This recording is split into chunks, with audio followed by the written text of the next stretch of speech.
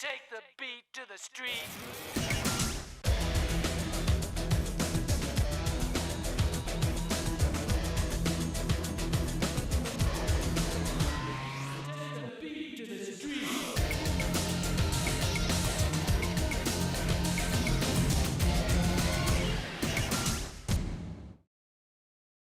Živijo. V drugi oddaji Brez panike v novi sezoni bo zopet veliko zanimivega. Obiskali smo popularni Črnfest v Beli krajini, se pogovarjali z glasbenikoma Adijem Smolarjem in Špelo Cesar, poglobili se bomo v temo pohlepa in sodobne družbe in vam predstavili zanimivo skupino 5 Jazz Polnoč. Uživajte!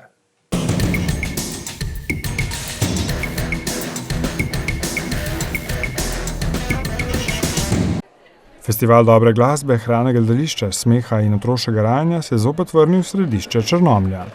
Že 12. festival Črnfest, ki ga prejejo klub belokranjskih študentov, mladinski kulturni klub Bele krajine in mladinski center BIT, je zopet vabil na izvrstne koncerte, predstave, športne in kulinarične dogodke. Pestro festivalsko dogajanje je potekalo vso drugo polovico avgusta.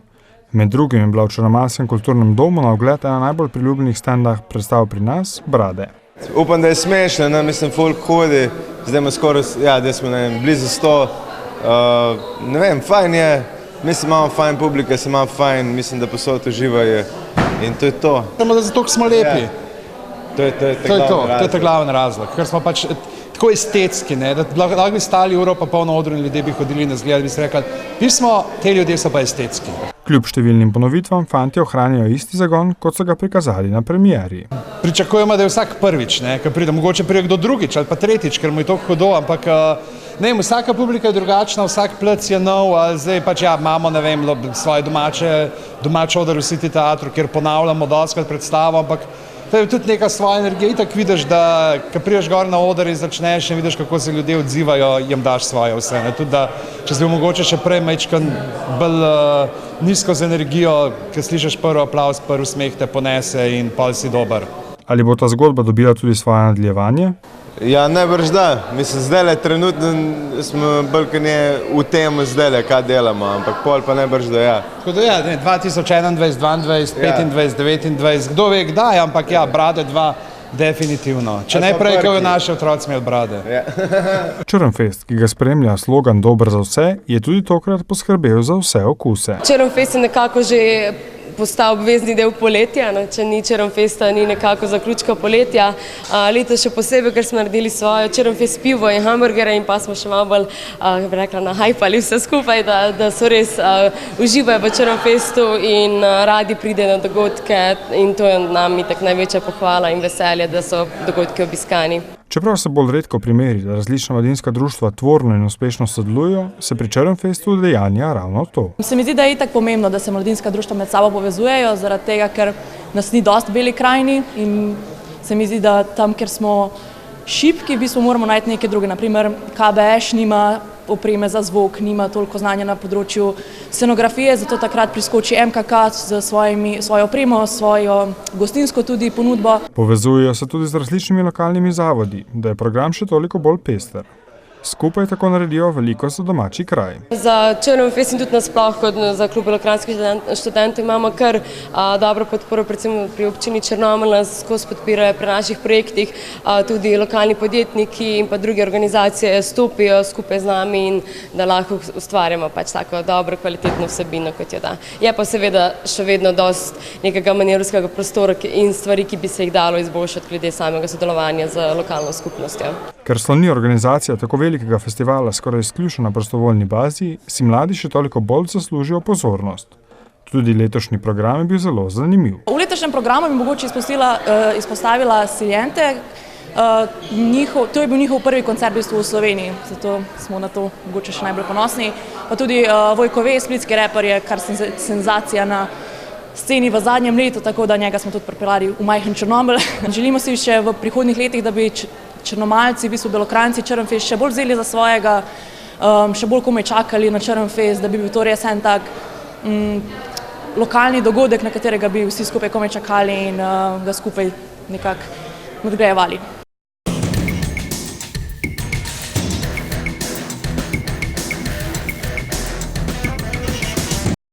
Glasbena pot neponovljivega Adija Smolarja se je začela v začetku 80-ih let prejšnjega stoletja. Na svoj kritičen, razmišljujoč, vendar zelo hudomušen način nam je tokrat Adi Smolar predstavil svoje skoraj ponarodele pesmi v novomeškem kulturnem centru Janeza Trdine.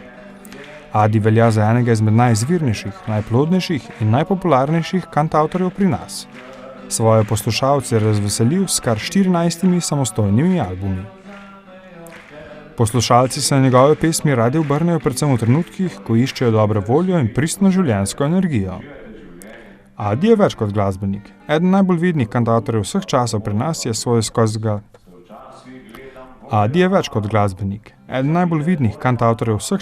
nas je skozi svoje glasbeno izražanje pisal povsem svojo zgodbo.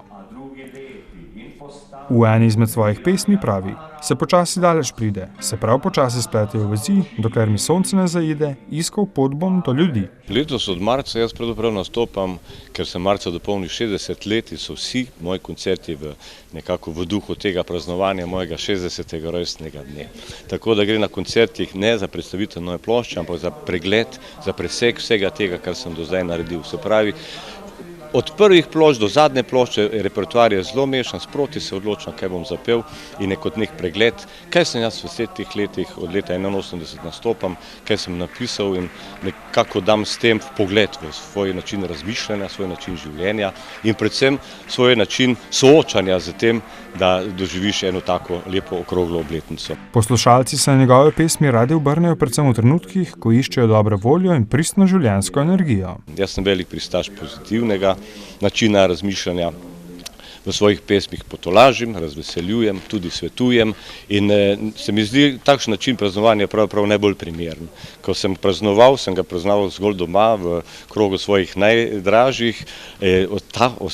Praznovanja v dvoranah, tam me pa še bolj navdihujejo, da še ni čas, da bi končal, ampak da, kot kaže, glede na lep obisk, na lep odziv publike, da me imajo res radi, da sem se prikupil, da je to še znak, da s 60 leti še ni konec kariere, ampak se bo treba nekaj let še potruditi, pa ne zaradi tega, ker bi hotel sebe promovirati, ampak zaradi tega, ker ljudje tako želijo.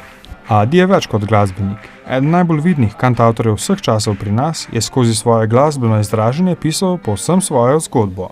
V današnjem času opažam neko zbeganost med ljudmi in jaz pravzaprav opozarjam na stvari, ki jih vsi vemo, ampak pozabimo v tem hitenju, pozabimo na vrednote, ki se mi reče poštenje, prijaznost, topli medčloveški odnosi, ker ti nam krasijo, bogatijo življenje, nas osrečujejo. Sreča ni odvisna zgolj od materialnih stvari, kar nas prepričujejo in mediji in splošna miselnost, ampak nikoli ne smemo zanemariti lepih, prijaznih, toplih medčloveških odnosov.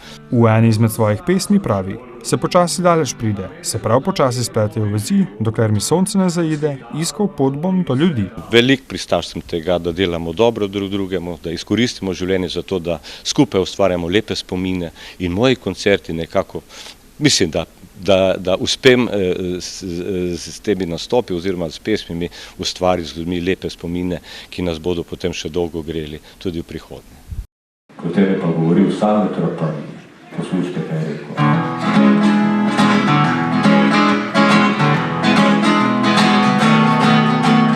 Jaz ne grem v šolo, ne grem v šolo, jaz bom kak počitnice imel.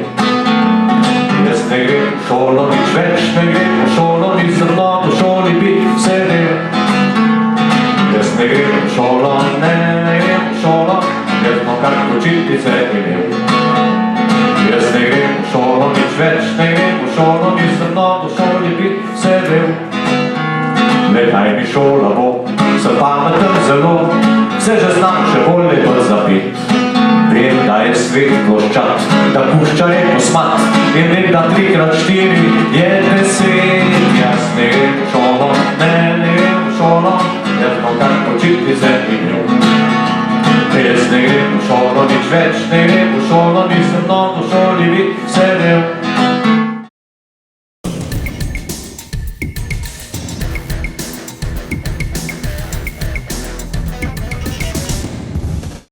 Pohlep v vseh svojih oblikah je pogosto rak rana sodobne družbe. O tej temi so v sklopu novomeškega festivala kratke proze govorili eminentni gostje. evropska komisarka Violeta Bulc, pater Branko Cestnik in publicist in kolumnist Miha Macin.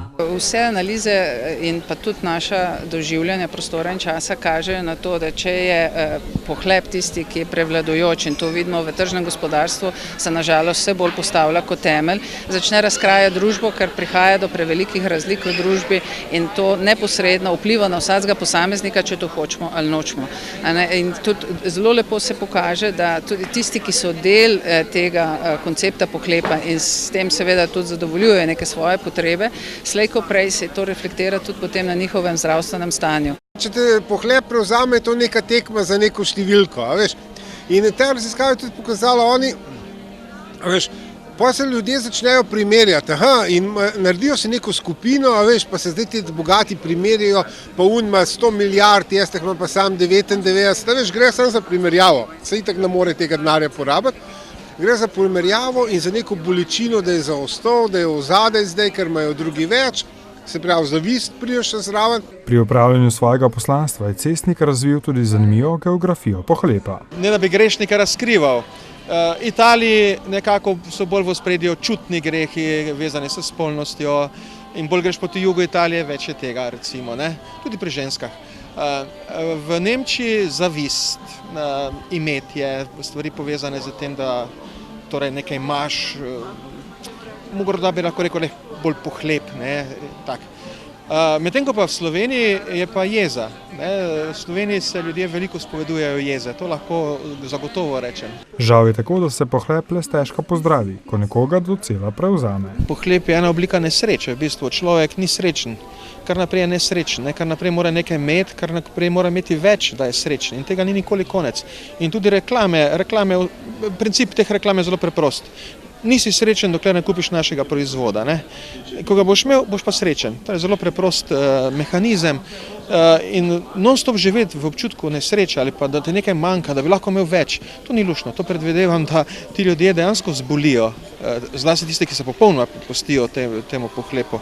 Bogata družba je tista, ki stabilno lahko razvija vse svoje državljanke in državljane in jim omogoča, da skupaj potem to družbo tudi gradijo naprej. Tako da jaz verjamem, da v budućnosti prvi zametki se že kaže. Tudi na evropskem nivoju se bomo vse bolj posvečali preventivi in iskali načine, kako preprečevati bolezni, kako preprečevati bolezenska stanja in seveda s tem tudi pomaga, da bo družba bolj celostno se razvijala. Kje pa pohlep domuje? V čustvenem delu, nedvomno, ker to je zelo, zelo močno čustvo. Ne. Razprave so zmeraj bile pozitivno ali negativno, načeloma največ kultur ga pojmuje kot negativno, no, in se bori proti njemu, ne pa sedanja zahodna kultura pa ne. No. Pohlep seveda, če te prevzame, raste in raste, tvoje zadovoljstvo pa pada. Ne. Ker so naredili raziskavo med najbogatejšimi zemljani, ne, in so praktično vsi rekli, da srečni bi pa bili, če bi 2 do 3 bogatejši, kakor so. Ne. V sodobni družbi pohlep veliko ljudi prevzame že pri mladih letih. Tudi otroci pri tem niso izjema. Saj otroci na nek način so še vedno nepokvarjeni, ne? Ampak vzorec imeti se pa zdaj že zelo zasidra v njih, tudi v njihovo duhovnost. Ne? In kot duhovnik potem zelo trpiš, v bistvu, ker jih ti nisi za birmo vzgajal, zato da bodo na koncu častili gnar. Glih obratno, ne? Jezus denar imenuje mamon, se pravi lažni bog. Potem so iskali, kaj je to za en mamon, ker v dobeni mitologiji ta mamon ne obstaja, samo Jezus ga omenijo. In so videli, da si ga Jezus izmislil, ker je pač hotel dati denarju neko ime nekega lažnega boga, nekega malika. Ne. Seveda pa pohlep še zdaleč ni le materialne narave, ampak se izraža v številnih različnih oblikah. Potreba pomoči, obvladovanju, potreba potem videnju in seveda po neke vrste uspešnosti oziroma prepoznavnosti. In to so zelo kazatelji sodobnih družb. Tega v preteklosti ni bilo. In ta potreba po pozornosti in moči, ki potem seveda lahko vpliva tudi na materialno stanje in sta ta pohlep po materialnem stanju in pomoči pogosto tudi gresta z roko v roki, sta spet razkrojevalna elementa. To je že v vrtcu, ne, otroci grejo in potem se hvalijo, kdo ima več prijateljev. No. In ta logika se je pač s socialnimi omrežji prenesla tudi k odraslim. Veš, ta ima toliko prijateljev, ima pa sam toliko prijateljev. Je pa moraš vedeti, da te odločitve o socialnih omrežjih, kaj je dobro, kaj ni dobro, niso sprejemali odrasli ljudje. Sprejemali so jih geeki, se pravi ti mulci programeri. Jaz sem bil dolga leta programer in mi je čisto jasno, da oni mulci programeri so mogli sprejeti odločitev, kaj je dobro, kaj ni dobro, kaj je bolj dobro, kaj je manj dobro. In njihov edini odgovor je bil to, kar ima več klikov. Ne?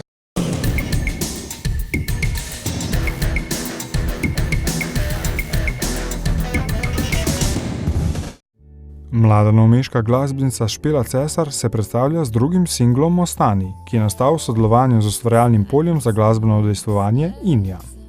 Skladba se po zvočni podobi nostalgično spogleduje s preteklostjo in se na zgodovino soul glasbe izrazi skozi znani Motown zvok. V bistvu single je bil napisan lansko leto, tako da je kar nekaj časa trajalo, no, da se je razvila celotna zgodba.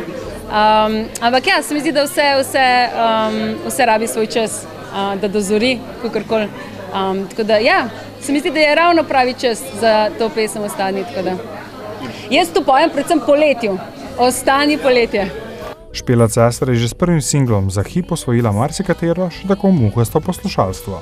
Njena glasba je iskrena, samosvoja in polna optimizma. Mislim, da je tematika malo svetlejša, no? Mečken drugačna. Ampak nekako pa probamo razvijati isto zgodbo, kar se tiče stila glasbe, no, v tem smislu. Njeni glasbeni vplivi se jasno izražajo tudi v avtorski glasbi, ki jo ustvarja. Jaz izjemno rada poslušam to old school, R&B, soul, muziko. Drugačem pa zelo rada to novodobno Ališo Keys. Ona je ena recimo izmed mojih najljubših, ki jo pa obožujem. Za singel je Špela s svojimi prijatelji posnela tudi videospot z režiserjem na čelu. To je bil Erazem Gliha, tudi Novomeščan.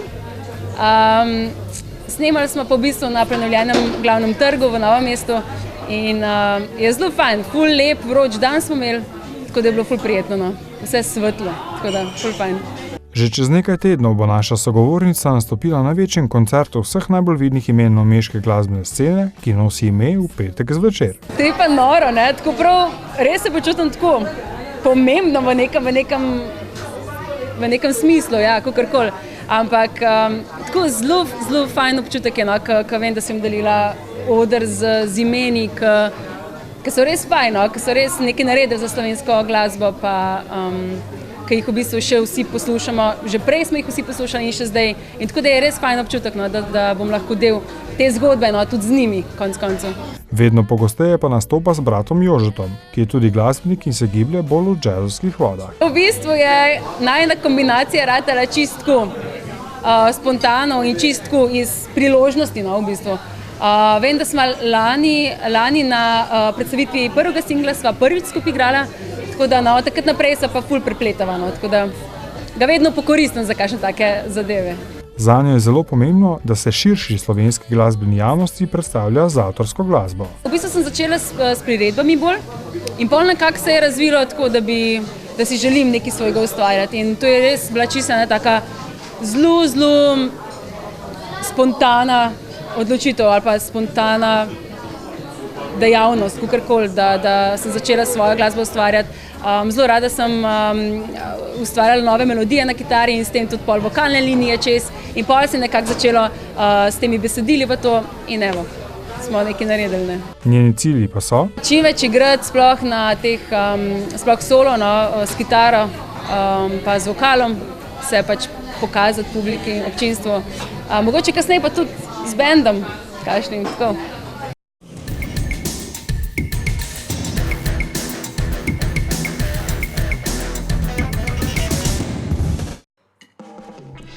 Tokrat vam predstavljamo mlado novomeško funky jazz skupino Pet Jazz Polnoč. Že večkrat so nastopili kot glasbeni gosti ali predskupina. Tokrat, po trdem delu skozi celo poletje, so pripravili popolnoma nov program, ki so ga predstavili na njihovem prvem samostojnem koncertu. Celoten jazz show se je odvijal v Beach Bar Loka na novomeški plaži. Člani skupine so Lan, Jošt, Brina, Filip, Martin in Aljaž, ki imajo kljub mladosti že kar lepo glasbeno kilometrino. Ja, v bistvu se je vse začelo, da so me povabili enkrat po vaji pihalnega orkestra, ker so mi rekli, če bi prišel malo en komad in pomagati igrati in prvič, ko sem bil na vaji, sem bil čisto navdušen, mi je bilo ful všeč glasba, ki jo igrajo in energija in smo se pa v bistvu skupaj odločili, da je to, da moram biti zraven. Začetki glasbene skupine Pet Jazz Polnoč segajo v leto 2015, ko je bila nekega vročega avgustovskega popodneva ustanovljena tako rekoč po naključju. V bistvu začeli so sami, še brez mene in so bili sami brez mene 1-3 ure.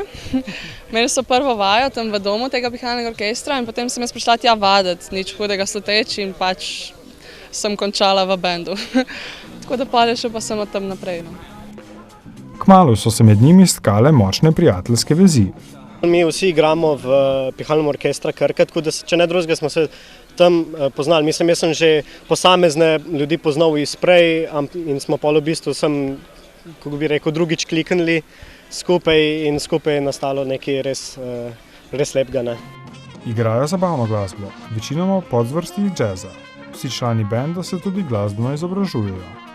V bistvu za vsakega malo drugače, ker recimo Filip in Aljaž igrata primarno jazz, ostali smo bolj klasiki, tako čist, vsem nam je pa skupno, da nam je pač všeč, to je po mojem bil glavni razlog. Jazz je sicer bolj resna zvrst glasbe in le redki poznajo tudi njeno zabavno, funky stran. Po eni strani, če gledaš ne bom preveč povedal, če prideš v nek bar, kjer se eksplicitno igra jazz, je tam res neka kultura, ne sme se tu govoriti, ni tako, kot prideš na nek glasbeni festival, pa ni nekih omejitev, tako da iz te perspektive je jazz bolj zares in v bistvu tudi iz tega, da je kot zvrst zelo težko ga izvajati. Tudi mi se v bistvu ne sklicujemo kot jazzeri, glih zaradi tega, ker je tu v bistvu tukaj široka in tukaj, kako čem reči, ogromna tema in je v bistvu treba ogromno dela vložiti, da lahko ti se identificiraš kot jazz glasbenik. Tudi njihov glasbeni repertoar je precej pester, od znanih svetovnih uspešnic do manj prepoznavnih domačih komadov. V bistvu bolj kar nam je všeč.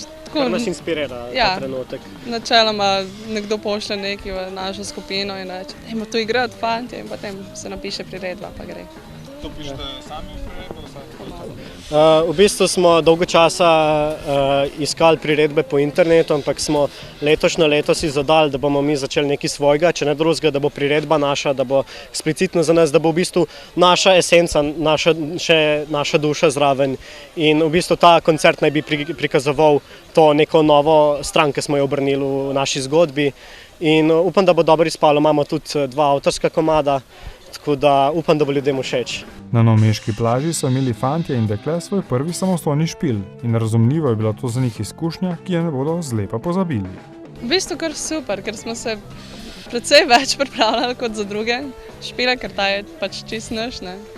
Tako da v bistvu mislim, da vsi kar komaj čakamo. Malo smo živčni pa svoje, ampak... To je z razlogom. Jaz bi rekel, jaz komaj čakam, da odšpilam, po moje bo super, ja. V bistvu nimam kaj hudo preveč dodati. Vsi smo malo živčni, seveda, trema pa tu, ampak po moje bo v vsakem primeru zelo dobro odšpilano. Bomo kar začeli. Ja, okej.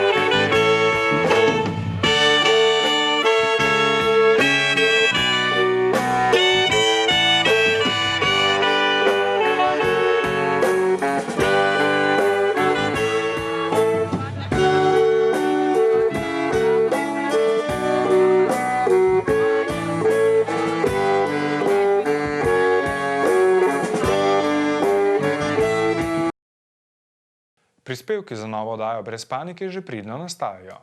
Med drugim so se na novomeški gimnaziji razveselili pomembne novosti. Kaj je to, pa boste izvedeli že čez 14 dni. Do naslednjič, vse lepo!